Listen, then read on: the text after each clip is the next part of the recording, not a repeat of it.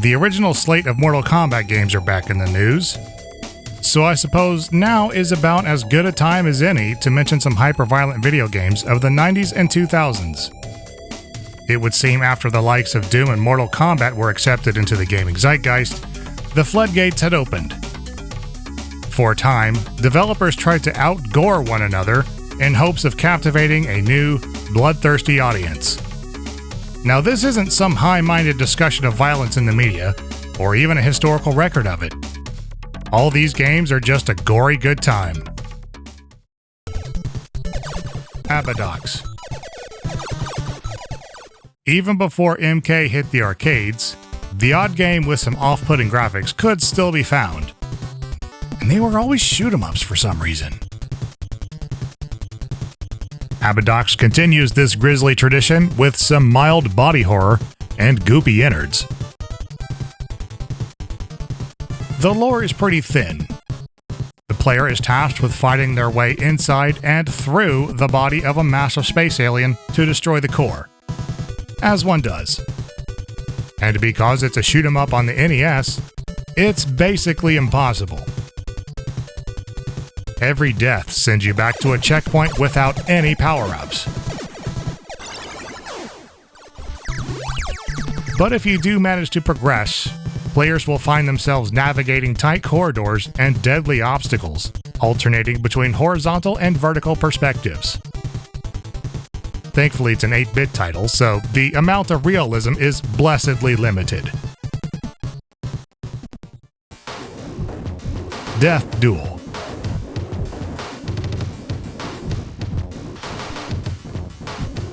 Did I talk about this game at some point already? Death Duel on the Sega Genesis pits players in one-on-one shooting matches. Well, whatever. Death Duel didn't make a lot of noise in its day, but it also released in 1992. Right off the bat, you learn that the only path to victory is to dismember your opponents in gory fashion without getting killed yourself. Hence, Death Duel. Some opponents will regrow their appendages, leading to battlefields that are littered with severed arms, legs, and whatever else. Others require more strategic thinking, where specific weak points need to be shot first, exposing the softer, squishier layers underneath. In between matches, you must complete a shooting gallery to gain some cash for your next fight. The arsenal from the shop gives you plenty of options, but I'm sure a few favorites will stand out. I've been known to run the entire game on missiles myself. It's a short game overall, but is long enough to sate your bloodlust. Bloodstorm.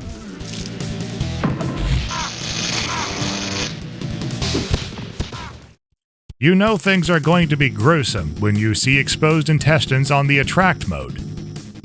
Capitalizing on the violent games craze, Bloodstorm is the spiritual successor to Time Killers, another fighting game where flying body parts is the norm.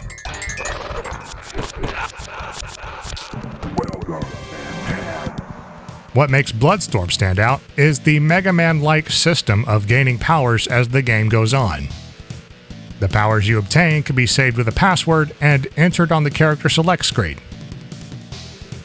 You won't have to wait until the end of the match for flashy fatalities either. Finishers can be performed anytime your opponent is dizzy.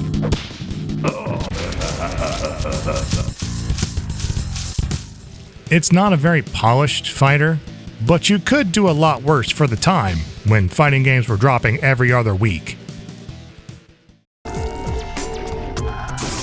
Nano Breaker.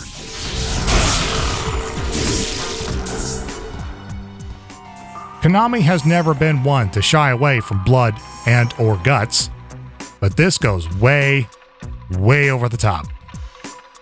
In fact, you are incentivized to spill as much blood as you can, with gallons of it going towards your XP. The manual calls it oil, since your enemies are supposed to be part machine, but they aren't fooling anyone. You'll be doing all the usual hack and slash things like combo attacks, weapon upgrade trees, and the occasional power-up. it's not uncommon that attacks will sever limbs or split bodies entirely in half. One of my favorite attacks is a beam that pulls enemies in and kills them instantly when timed properly. If you are willing to play the game multiple times, you'll unlock extra characters with different playstyles, including Jaguar from Neo Contra. Even among horror games of the time, you'll be hard-pressed to find a bloodier title on the PlayStation 2.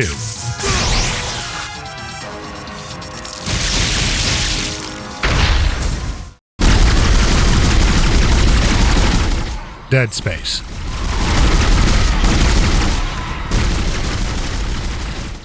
All right. Horror games. There are loads to choose from, but in terms of the sheer volume of dangling entrails and severed limbs, Dead Space has to be near the top of that list. Pretty much from the get-go, things go downhill very quickly aboard the USG Ishimura. Gameplay throughout the series involves exploration and minor puzzle solving, while fighting off increasing numbers of necromorphs and other fleshy things. And stomping. Lots and lots of stomping.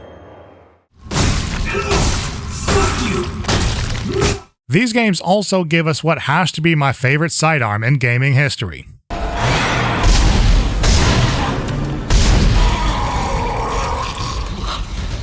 Now, sure, there are plenty of other weapons worth experimenting with, but the plasma cutter never left my inventory during the entire trilogy. And the remake of Dead Space has an achievement for relying on it exclusively. As the game goes on, the scares can lose their impact.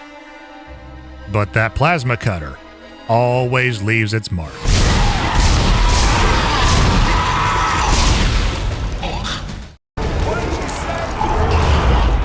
Prototype.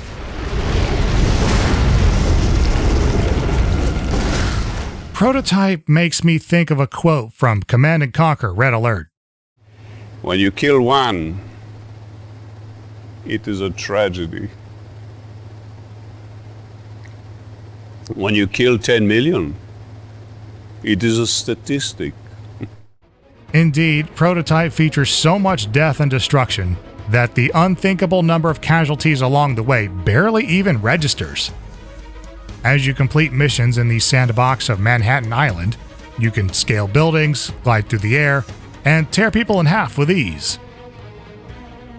And if health gets low, or you need a disguise to blend in with your prey, you can just devour any bystander you get close to.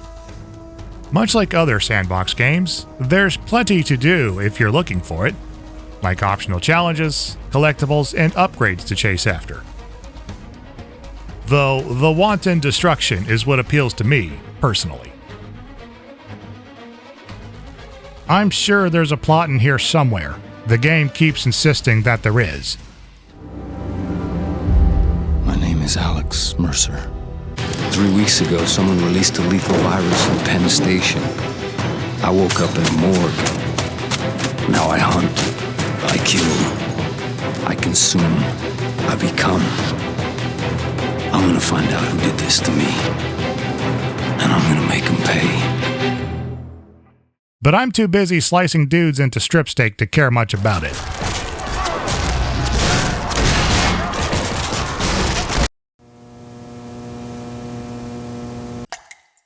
Harvester.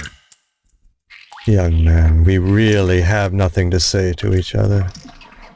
I have the feeling your innards shall soon adorn my slab, and I'd rather not know the face of the meat I'm slicing. It doesn't take long for the people of Harvester to start giving off creepy vibes. Marv, what's going on in there? Go! Go! In this point-and-click adventure, Amnesiac Steve struggles with his memory loss while piecing together the mysteries of his town, and especially the lodge. On top of that, he's due to be married to a woman in a similar predicament. Around town, you'll visit some unstable neighbors, a woman who really likes her wasps, Regard the wasp Wasps produce nothing for others, but only for themselves. And a butcher who definitely deals in alternative sources. They're eating the dogs, the people that came in. They're eating the cats. And like, this is day one, alright? Shit gets weird. The closer Steve gets to learning about the lodge, the more the town around him decouples from sanity. Some of the puzzles can be tricky to figure out, but there's no shame in looking at a guide.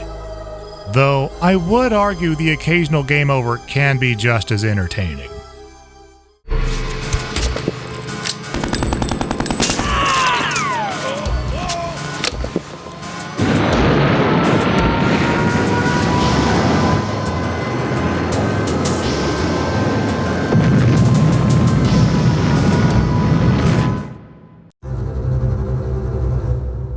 Harvester is a wild trip with all the campy gore of a slasher flick and a fever dream of a story.